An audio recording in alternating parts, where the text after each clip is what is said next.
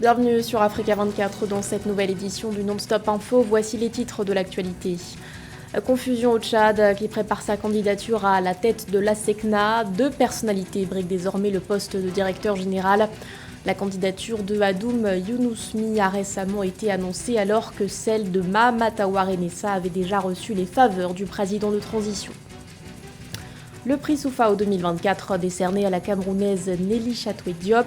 La fondatrice de la FinTech Ejara a été distinguée pour son leadership et son engagement en faveur de l'entrepreneuriat des femmes. Elle succède à la Togolaise Nathalie Bito. Et puis retour sur le concert de Black Heidi à Kigali. La chanteuse malienne continue de conquérir les scènes africaines après la sortie de son titre Mali, une tournée entamée après avoir remporté l'édition 2022 du prix Découverte RFI. La CEDEAO prône l'apaisement à l'égard de la junte nigérienne. Lors de son sommet extraordinaire tenu ce 24 février, l'organisation a décidé de lever une partie des sanctions imposées au pays. Les avoirs de l'État ont par exemple été dégelés. Une décision motivée par des raisons humanitaires, selon Omar Alieu Touré, le président de la commission de la CEDEAO. Les précisions de Nathalie. La communauté des États de l'Afrique de l'Ouest, la CEDEAO, a levé toutes les sanctions économiques contre le Niger et celles prises contre la Guinée. Ces résolutions ont sanctionné le sommet extraordinaire sur la situation politique, de paix et de sécurité en République du Niger, tenu à Abuja au Nigeria le 24 janvier 2024. Des décisions humanitaires selon le président de la commission de la CEDEAO, Omar Alieu Touré, qui a affirmé la pleine conscience du bloc communautaire pour le poids des sanctions sur la population. La fermeture des frontières terrestres et aériennes entre les pays de la CEDEAO et le Niger est levée. L'institution de la zone d'exclusion aérienne de la CEDEAO sur tous les vols commerciaux à destination et en provenance du Niger est levée. La suspension de toute transaction commerciale et financière entre États membres de la CEDEAO et le Niger est levée. Le gel des avoirs de la République du Niger dans les banques centrales de la CEDEAO est levé. La suspension du Niger de toute aide financière et transactions avec toutes les institutions financières, notamment la BIDC et la BOAD, est levée. La communauté des États de l'Afrique de l'Ouest appelle les pays membres de l'Alliance des États du Sahel, le Mali, le Niger et le Burkina Faso à revoir leur décision de quitter le bloc communautaire ouest-africain. Ces 3 pays représentent plus de 17% de la population ainsi que près de 10% du PIB de la sous-région. Pour la CEDEAO, malgré un engagement ferme contre les changements anticonstitutionnels de gouvernement, il est temps de s'ouvrir au dialogue afin de maintenir la collaboration, notamment dans la lutte contre le terrorisme au Sahel.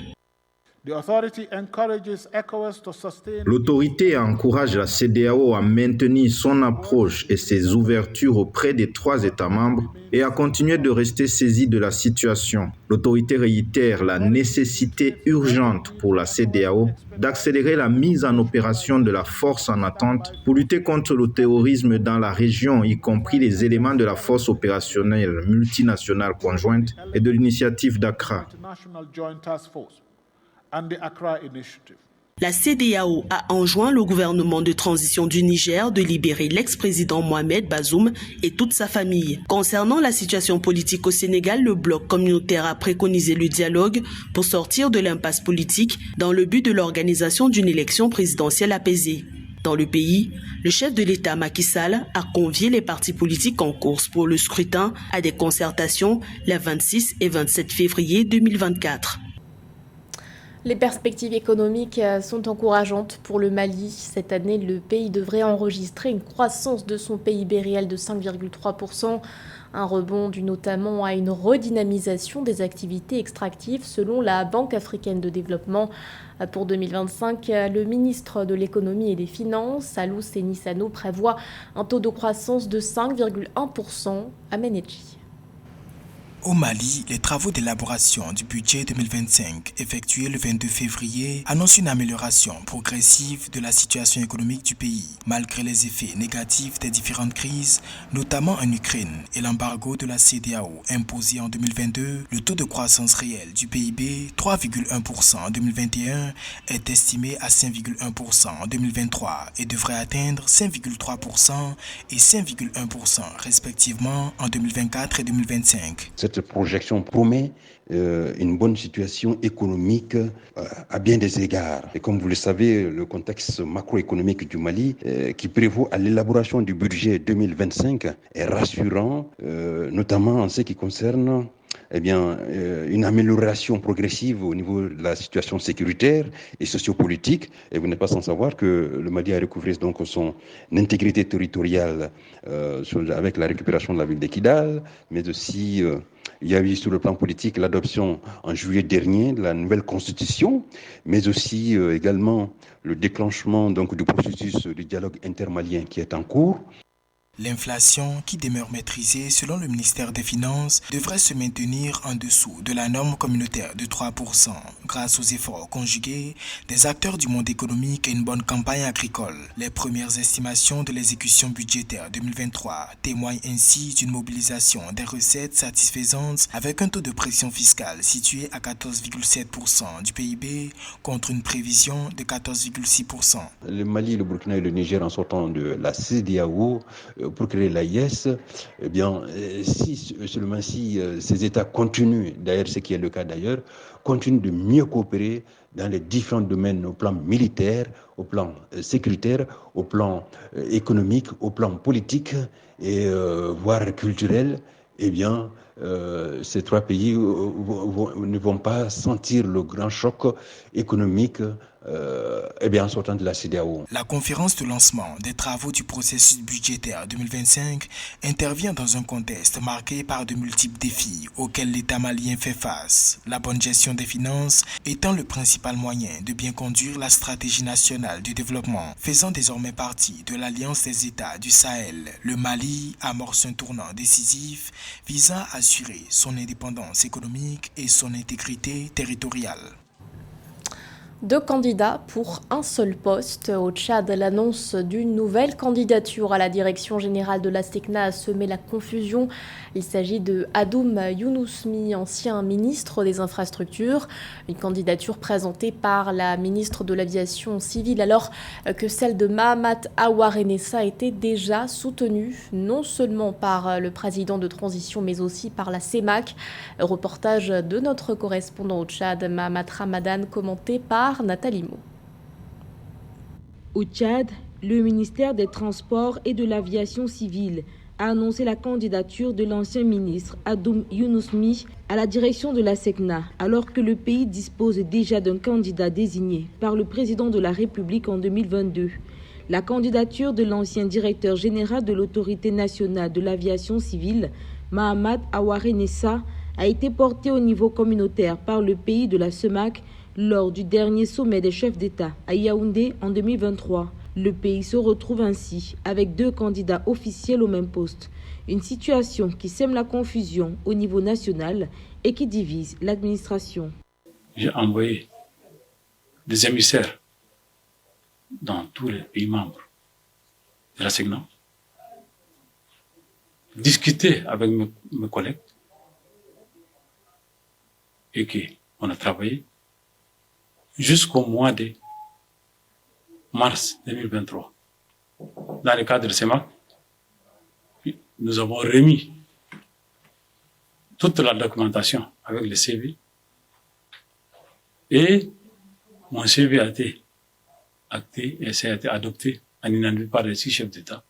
Depuis le début de l'année 2023, le Tchad était en campagne officielle pour le poste de directeur général de la SECNA et a reçu le soutien de 12 pays membres de l'institution. Pour certains diplomates, cette annonce récente d'un autre candidat pour ce même poste, alors que les autorités n'ont pas retiré officiellement leur confiance au premier candidat en course, fragilise la chance du pays de diriger cette prestigieuse institution de la sécurité de navigation aérienne.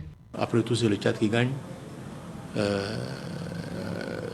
Nous avons un haut cadre qui va piloter une des meilleures agences, un des meilleurs exemples de coopération interétatique, parce qu'aujourd'hui, la SECNA et le CAMES, c'est les deux seuls ensembles qui restent et qui sont viables du point de vue de leur efficacité sur le terrain. Pour rappel, le Tchad a retiré de la course son candidat au poste de directeur général de la SECNA en 2020 suite à une entente avec les pays d'Afrique de l'Ouest pour favoriser la candidature du Niger. En retour, le Tchad est supposé présenter un candidat en 2024 avec les soutiens de 12 pays membres de la SECNA. L'agence compte 18 États africains membres ainsi que la France et contribue à la gestion des espaces aériens et à la fourniture des services de sécurité de la navigation aérienne. On reste au Tchad où la coalition Nous Peuples a appelé la population à une opération ville morte, une opération prévue ce lundi 26 février sur l'ensemble du territoire national. Objectif ciblé, protester contre la cherté de la vie, une colère alimentée notamment par la hausse des prix des carburants. Pour protester contre cette augmentation, les syndicats avaient organisé une grève de 6 jours. Rappelons que le prix de l'essence a augmenté de 40%. Il s'élève désormais à 730 francs CFA le litre. Quant à celui du gazole, il a connu une hausse de 18%. Il se chiffre à 828 francs CFA le litre. Elle est la deuxième Camerounaise à remporter une telle distinction. La fondatrice de la FinTech Ejara, Nelly Chatoué Diop, a remporté cette année le prix Soufao, un programme initié par le Club Afrique Développement du groupe Tidjari Wafa Bank. Objectif, bâtir un écosystème favorable au développement de l'entrepreneuriat féminin. Reportage de notre correspondant Narcisse Oum. Après sa compatriote Kate Futso, présidente directrice générale de Telka Coco en 2019, Nelly Chatoué Diop est la deuxième Camerounaise à remporter le trophée Souawe, décerné par le Club Afrique Développement du groupe Tidjari Wafa Bank. Elle a reçu sa distinction au cours de la deuxième édition du Souawe, entendez Stand Up for African Women Entrepreneurs, qui s'est tenue du 22 au 23 février 2024 à Douala. Elle succède ainsi à la Togolaise Nathalie Bito, présidente de la Chambre de commerce et d'industrie du Togo, lauréate en 2023. Et quand on reçoit ce genre de reconnaissance, ça nous met finalement sous le poids de devoir give back, comme je le dis. Donc oui, je suis contente aujourd'hui, mais je sais que derrière ce trophée, il va falloir que je m'engage encore plus, que je fasse encore plus pour les femmes entrepreneurs. Donc je le prends, oui, comme un cadeau. Je vais célébrer ce soir, mais je le prends aussi comme un engagement, un devoir à encore faire plus pour le futur, pour l'avenir. Après des études supérieures en ingénierie informatique et une carrière professionnelle en France, Nelly Chatoué Diop, de retour au Cameroun, se lance dans l'entrepreneuriat. Elle crée en 2020 Ejara, une plateforme qui propose l'achat, le transfert, la sauvegarde et l'épargne des actifs numériques en toute sécurité. Après avoir fait une carrière dans le corporate, je me décide de me lancer dans l'entrepreneuriat. J'ai besoin d'avoir des modèles. J'ai besoin de lire des histoires de femmes inspirantes, surtout dans la géographie où je veux entreprendre, qui était finalement d'abord l'Afrique, et ensuite d'internationaliser mon entreprise.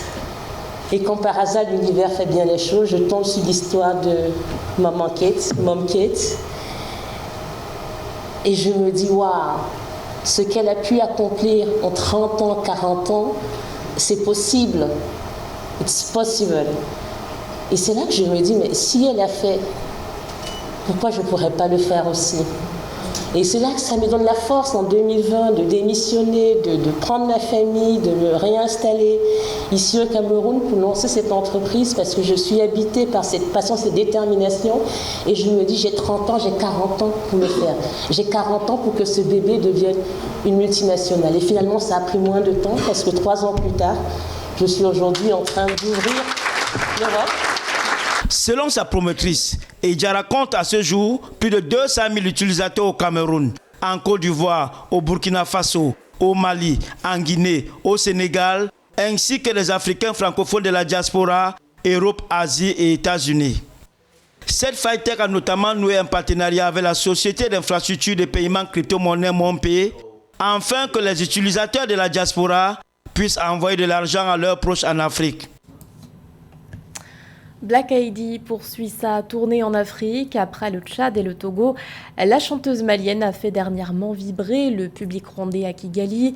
Son intérêt pour le chant débute à l'âge de 12 ans, une passion qui l'amène à étudier au Conservatoire des arts et métiers multimédia de Bamako. Mais sa carrière prend un réel tournant après la sortie de son tube Mali. Notre correspondant fraterne d'Akei Senga est allé à sa rencontre.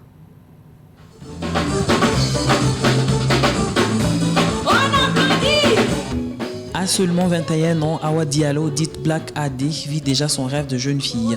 Voyager le monde pour faire découvrir au peuple les sons de son Mali natal. Ce 9 février 2024, la jeune artiste a donné un concert à Kigali. C'est également sa première fois dans la capitale du Rwanda. C'est un plaisir immense, franchement. C'est toujours un plaisir pour un artiste de découvrir d'autres horizons, d'autres endroits qui est différent du tien. Donc je suis très très contente d'être là. C'est un très beau endroit qui est calme et apaisant. J'aime bien. J'ai même composé quelques trucs depuis hier. Ça m'inspire de ouf parce qu'il y a ce calme-là que tout artiste recherche. Donc c'est vraiment un endroit que j'aime bien, franchement. Le Rwanda est le 4e pays africain qui accueille la jeune artiste malienne, qui devrait sillonner une vingtaine de pays en concert cette année, en reconnaissance pour avoir remporté le prix découverte de RFI 2022. À Kigali, elle était accompagnée de sa mère, qui est son manager, mais aussi sa plus grande supportrice. Black Heidi, avant, elle se cachait dans la chambre pour chanter. Donc un jour, je l'ai appelée, j'ai dit, je veux que tu chantes devant moi. Et je voulais savoir ce que tu es en train de faire. Donc elle a chanté. Depuis ce jour, je ne lui ai rien dit. Et depuis ce jour, je la soutiens. Parce que j'ai vu quelque chose de positif en elle. La détermination et le courage que j'ai vu à ma fille, et c'est à cause de ça que moi aussi, je suis déterminée derrière elle aussi. Donc je crois qu'ensemble, on peut arriver très loin. C'est à 12 ans que Awa Diallo ressent pour la première fois le désir de se lancer dans le chant. Très vite, elle se met à l'école de grands artistes comme sa célèbre compatriote Oumou Sangaré. En août 2021, lorsqu'elle est au Conservatoire des arts et des métiers multimédia à Bamako, elle sort son premier single intitulé Aliou, une chanson d'amour qui est suivie de plusieurs autres. Mais c'est le tube Mali qui la fera connaître dans son pays et au-delà. La chanson lui fera remporter le prix découverte RFI 2022.